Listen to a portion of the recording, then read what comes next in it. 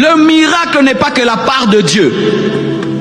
Et les prodiges ne sont pas que la part de Dieu.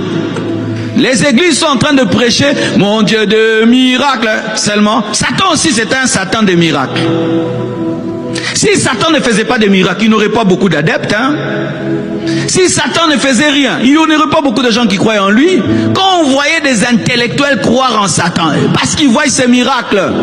Alors, aimer les miracles sans aimer la parole t'expose à l'apostasie. Oh, je m'en fous de ce qu'il enseigne. Je m'en fous de sa vie. Moi seulement les miracles. Ah bon? C'est ce que la Bible t'a dit. Pourquoi tu pries là-bas? Parce qu'il y a des miracles. C'est ce que la Bible a dit. Il est un vrai serviteur de Dieu. Pourquoi? Parce qu'il fait des miracles. C'est ce que la Bible a dit. La Bible n'a pas dit ça. Qu'on reconnaît un homme de Dieu par des miracles. On le reconnaît par son caractère. Parce que faire les miracles, mes frères, il suffit que tu aies une puissance, soit divine, soit satanique. Mais avoir le caractère de Jésus, le vrai, pas en public, même en secret, il faut que tu aies le Saint-Esprit. Jésus lui-même dit, là c'est Jésus, ce n'est plus Paul, hein? Il y aura des faux Christ, c'est-à-dire des gens qui ne viendront pas en disant je viens t'égarer. Des gens qui ne viendront pas en disant je vais t'amener en enfer. Non, ils viendront en disant je vais t'amener au ciel, je vais t'amener vers Dieu, je vais t'amener vers Jésus. Mais ils viendront pour t'amener en enfer. C'est pourquoi la Bible que vous avez, vous devez la lire vous-même.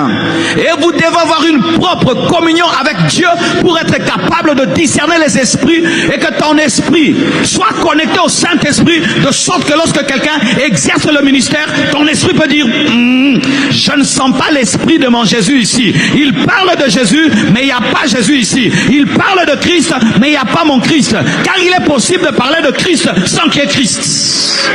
Oh oui, ne connaissez-vous pas des chambres froides? Et on écrit chambre froide, tu entres là-bas, c'est la chaleur. Ce n'est pas parce que c'est écrit chambre froide qu'il y a le froid. Et ce n'est pas parce que c'est écrit église que c'est l'église. Ce n'est pas parce que c'est écrit Christ qu'il y a Christ. Ce n'est pas parce qu'on ouvre la Bible que la Bible est ouverte. Car tu peux ouvrir un livre, mais tu n'as pas ouvert la parole. Oui, je peux ouvrir un livre, mais je ne prêche pas la Bible. Je peux ouvrir la Bible, mais je ne prêche pas la Bible. C'est pourquoi toi-même tu dois lire la Bible pour savoir si quand on ouvre la Bible, c'est la Bible qui est ouverte.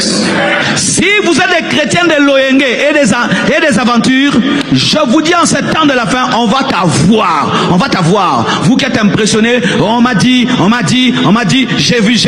C'est tout ce qui t'impressionne, fais attention. C'est pourquoi, moi j'aime pas les gens qui se tiennent à la chair et puis commencent à faire des choses. Prêche d'abord, je vais écouter ta doctrine. Oh, toi viens. Non.